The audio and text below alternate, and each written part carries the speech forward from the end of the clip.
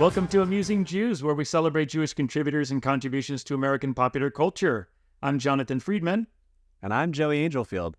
Producer-engineer Mike Tomren is working somewhere behind the scenes. Amusing Jews is a project of Adat Chaverim Congregation for Humanistic Judaism, the Jewish Museum of the American West, and Atheists United Studios. Hey, Joey.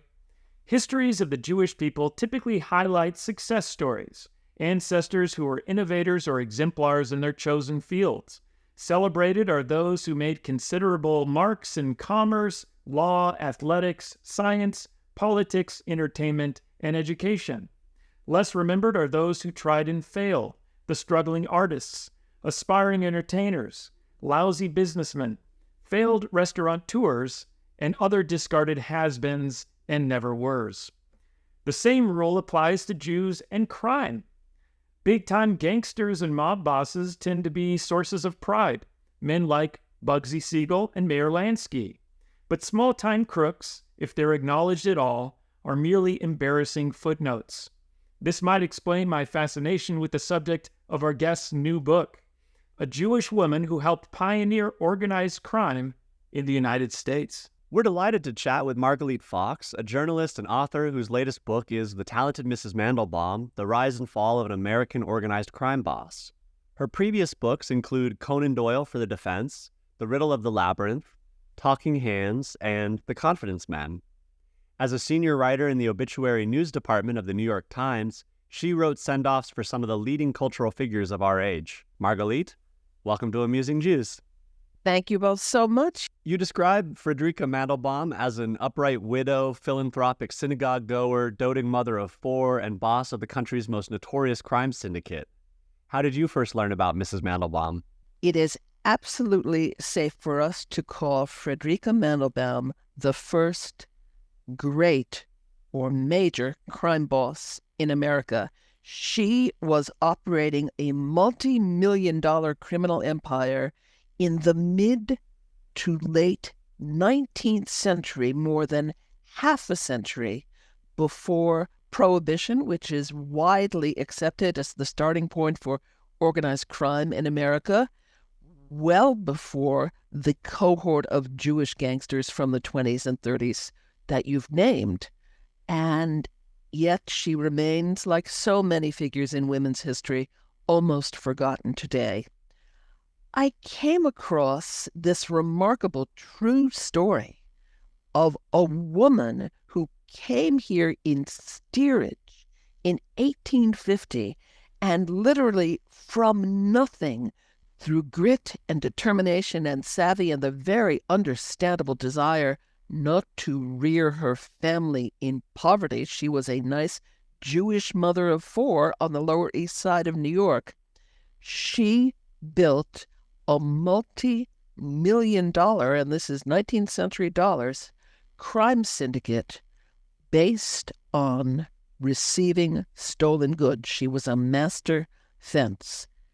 She fenced stolen luxury goods of all kind, silk, silver, diamonds, and eventually expanded into bank robbery. And she was really the first person that I've been able to identify. There were certainly other criminals. They were ubiquitous in that Herbert Asbury world of 19th century New York. Even some other male figures that we might call crime bosses. But Friedrich Mandelbaum endured and prospered for 25 years by being really the first person to systematize the scattershot enterprise of property crime, which had just been sort of ad hoc and opportunistic before, and make it into a well-oiled capitalist machine, albeit an underworld capitalist machine. You asked how I encountered her. Well, in a sense, she was always there for the taking, kind of glimmering below the surface of history. A great many New York City history books, including Herbert Asbury's Gangs of New York, mention her in passing. And so when I encountered her, I wanted to dig into her life to answer this fundamental question: how on earth could this be? How could this nice, Zoftig Jewish mother have been a baroness of organized crime? Because she absolutely was well documented. She had a cadre of thieves, housebreakers, jewel thieves, bank robbers, men and women working for her, operating at her beck and call, making money for themselves and especially for her. And her empire was said to have stretched across the United States. And in her day, she was literally world famous. When she died in 1894, her death was covered not only by newspapers around this country, but as far away as London. So in a sense, she was always there, but at the same time, not there.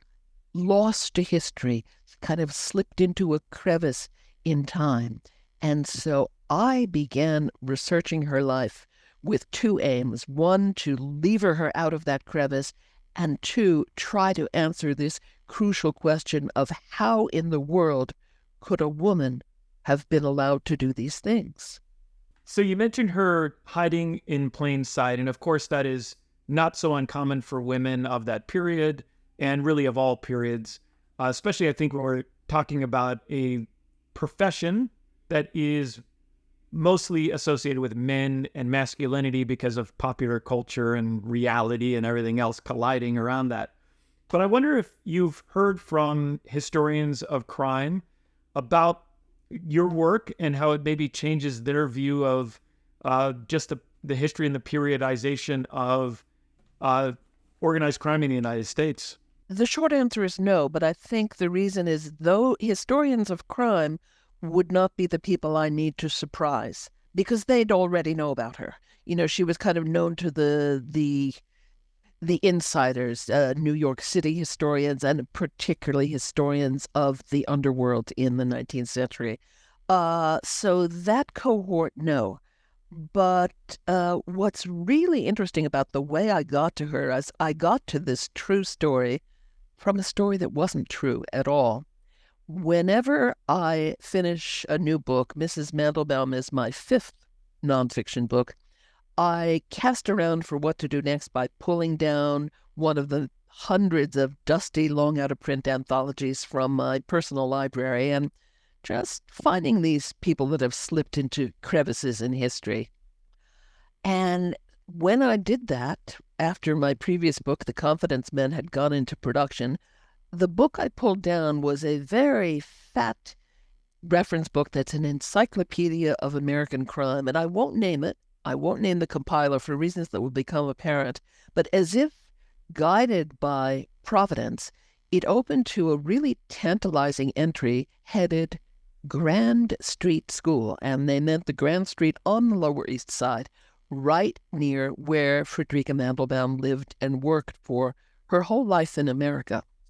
The entry said that in the mid-19th century, there was a brick-and-mortar instructional academy where aspiring young American Oliver Twists could actually go and attend classes to learn the gentle arts of housebreaking and robbing banks and jewel thievery and stuff like that. The article went on to say that the headmistress of this school was a lady crime boss named Friedrich Mandelbaum.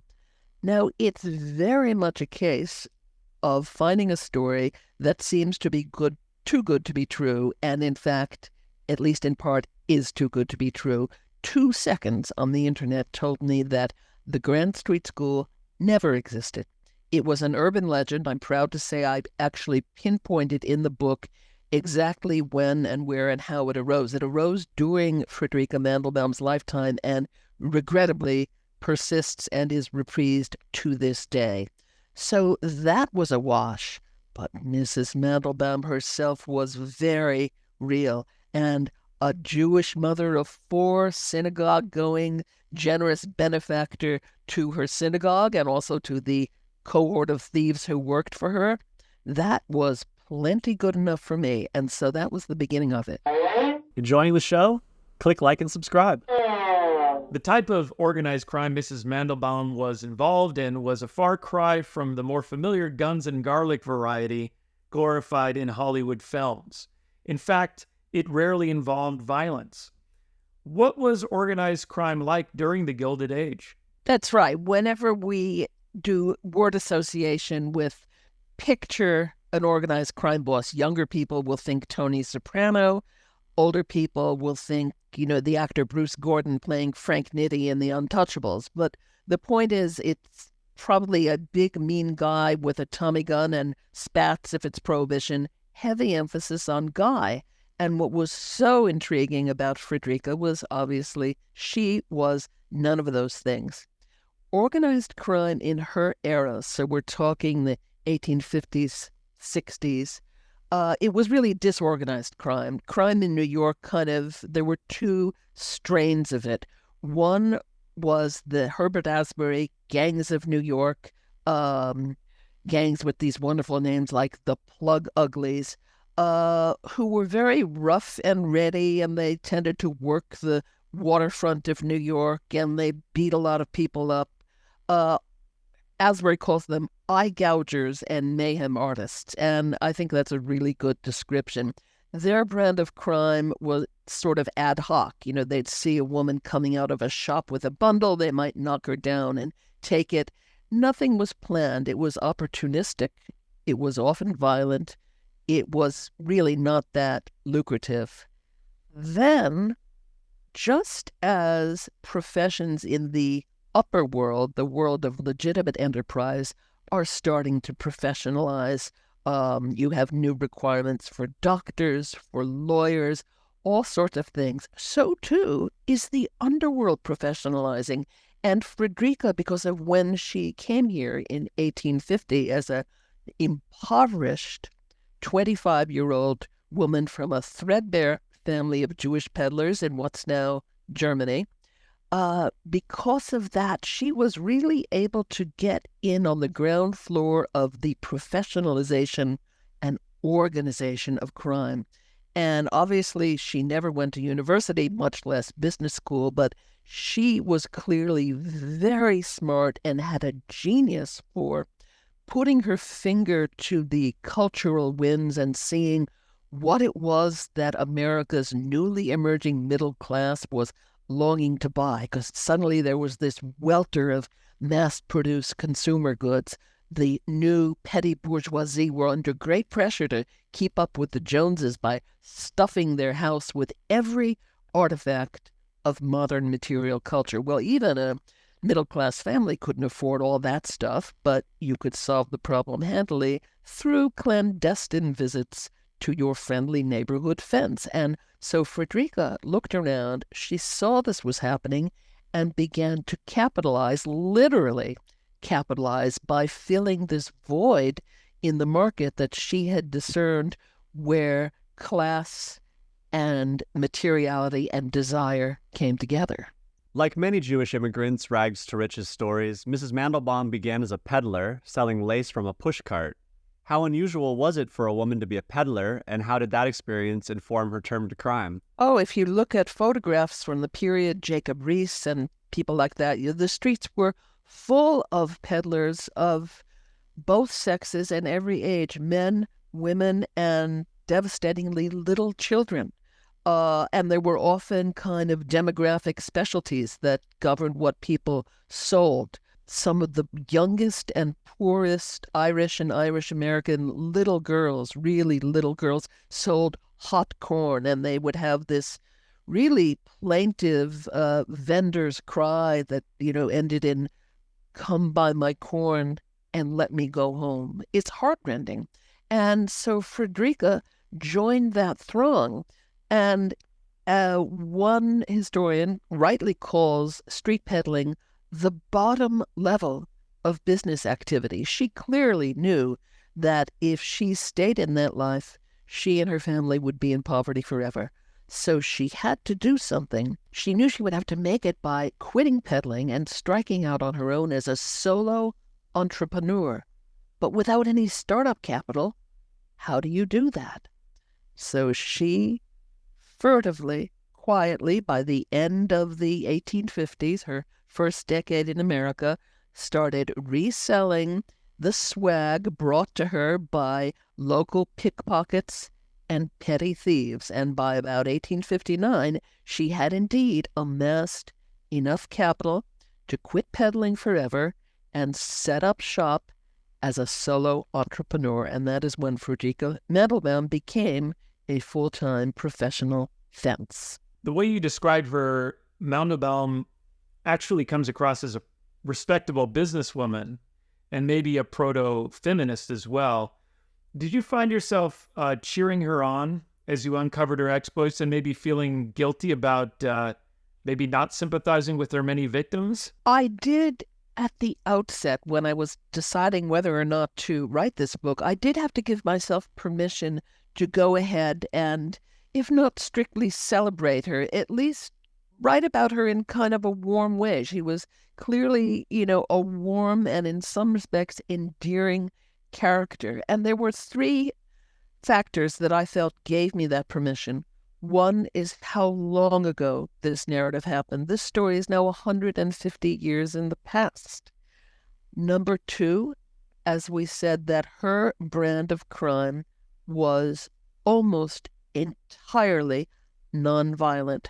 She was concerned only with what she might have euphemistically called the redistribution of property.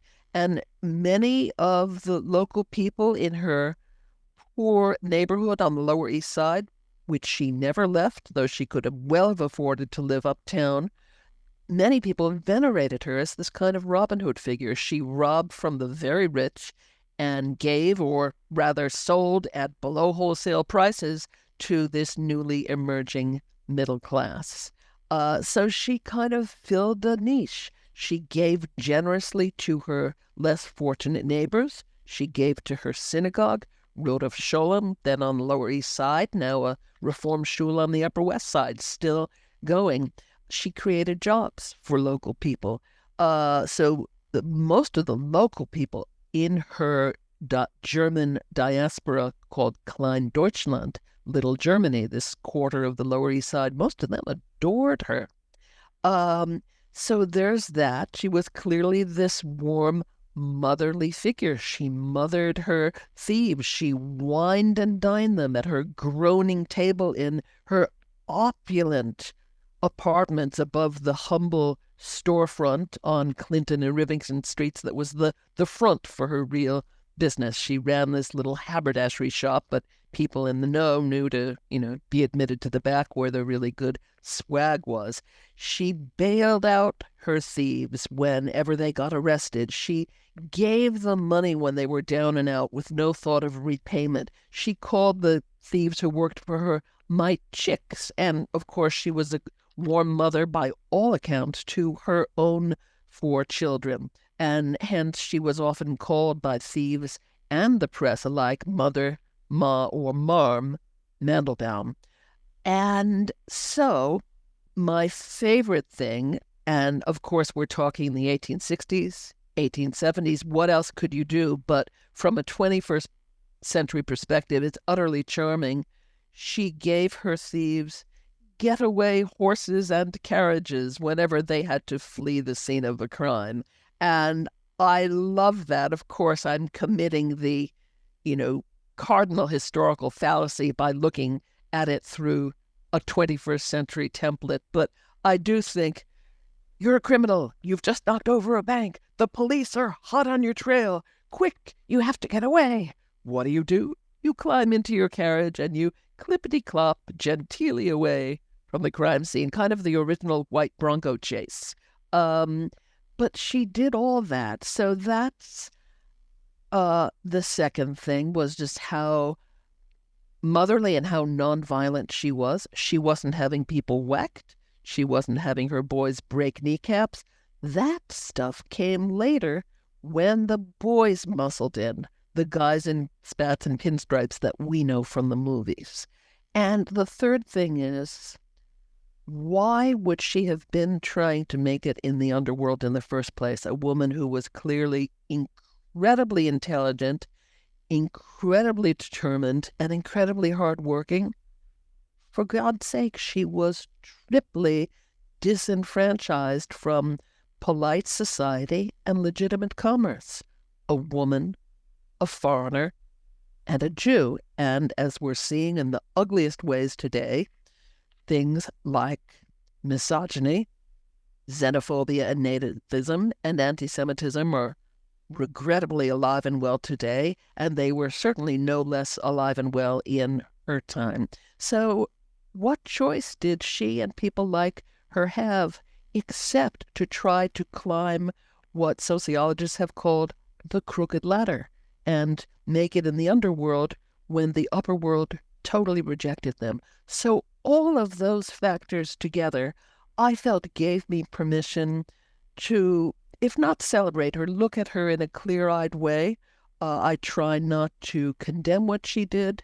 I try not to condone it, but just to show how she got to be the way she was. What role did anti-Semitism play in the public's perception of Frederica Mandelbaum? One of the things that was a real challenge for me doing this book, and it would have been for anyone, normally when you write historical nonfiction, as you know, what's your first port of call? It's the archive of personal papers that your subject has considerately left behind for posterity. Well, in Frederica's case, there weren't any, because she wasn't stupid, and she knew in her line of work, committing anything to paper would have been professional suicide. So I had to do what I came to think of as panning for gold, where I spent about a year and a half reading hundreds, if not thousands, of atomized 19th century newspaper articles, looking at court records, looking at memoirs from colleagues on both sides of the law, some criminals, some police who knew her, and together in this kind of act of bricolage, assembling the woman. One of the things that was consistent across all of the news coverage I read was this kind of casual, knee-jerk, reflexive anti-Semitism from the mainstream press, including, the long-ago incarnation of my own paper, the New York Times. When, at the end of her career, when a crime boss has a rise, can a fall be far behind? She actually staved off her fall for 25 years. But eventually, when the culture changed, the law started to close in. And in 1884, she was arrested, indicted, and scheduled to stand trial on multiple counts of grand larceny. Looking ahead, I will say only that in an 11th hour act of self-preservation, she pulled one last great caper worthy of a rogue of her stature, and when she was called to the witness box on the day of her trial, she wasn't there.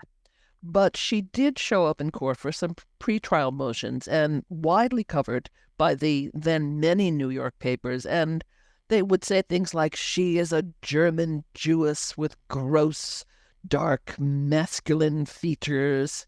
One of her sons who was in court to support her was described as having a nose like a parrot, and she was so famous that she was often portrayed visually in editorial cartoons of the day, and some of them are just, the most glaring kind of anti-Semitic caricatures. Absolutely, everyone knew from her surname that she was Jewish, and the anti-Semitism, her Jewishness, therefore, didn't have to be pointed out specifically, but anti-Semitic references reared their heads routinely in descriptions of her in the newspapers. Mrs. Mandelbaum remained a dedicated synagogue goer throughout her years in organized crime. Did she do this to project an image of a virtuous woman, or was she truly dedicated to her Jewishness, or maybe a combination of the two? See, those two things in her world are not at all mutually exclusive. So it is a combination, but they're not at odds. And it's very clear that she was an ardent Jew, and I will tell you momentarily how we know this. But in her world, you have this scrappy, striving, Lower East Side culture. Everybody's desperately poor. The streets are filled with garbage. They're snapped at by bands of roaming pigs, Trafe right there trotting down the street. Backyards are filled with sewage because the communal outhouses that your whole building uses are overflowing. Everybody's getting sick. There's typhoid, cholera, consumption, and in fact, devastatingly, in the very early 1850s, within their first year or two, in America, the Mandelbaum's infant daughter died, and it's pretty clear she succumbed to one of those diseases. So one can imagine, and here, this, of course, would be in a dramatized version, but, it's reasonable to imagine her as this young, bereaved mother. She was only 25 when she came here, saying to herself, I will never let this happen to my family again. We have to get out of poverty some way.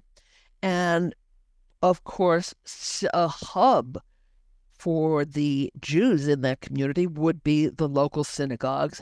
It's all of a piece, eating, working, striving, praying. And it's very much all about lifting yourself up, lifting your family up, lifting your community up.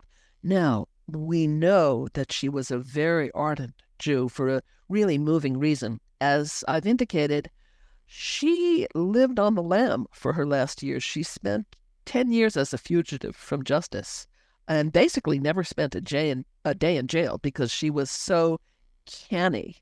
But during that time, when she was far from New York, and of course it's all disclosed in the book, one of her children, who's still a teenager in New York, dies. Again, it dies of pneumonia. That was routine then in this era before antibiotics. And at great personal risk, Frederica is determined to travel to New York to, see and hold and kiss her dead child one last time. And she comes to New York furtively, very likely in disguise. Now, Mrs. Mandelbaum was so famous that the death of her young teenage daughter, who was not in any way involved in the criminal enterprise, made all the New York papers. And so it was a very safe bet that the cops would be watching Jewish burial grounds around the city in the hope of nabbing Frederica when she came to her kid's funeral. And so someone in Frederica's entourage said, let's give the kid a Christian burial instead. The cops won't be looking there. It'll be safer for you.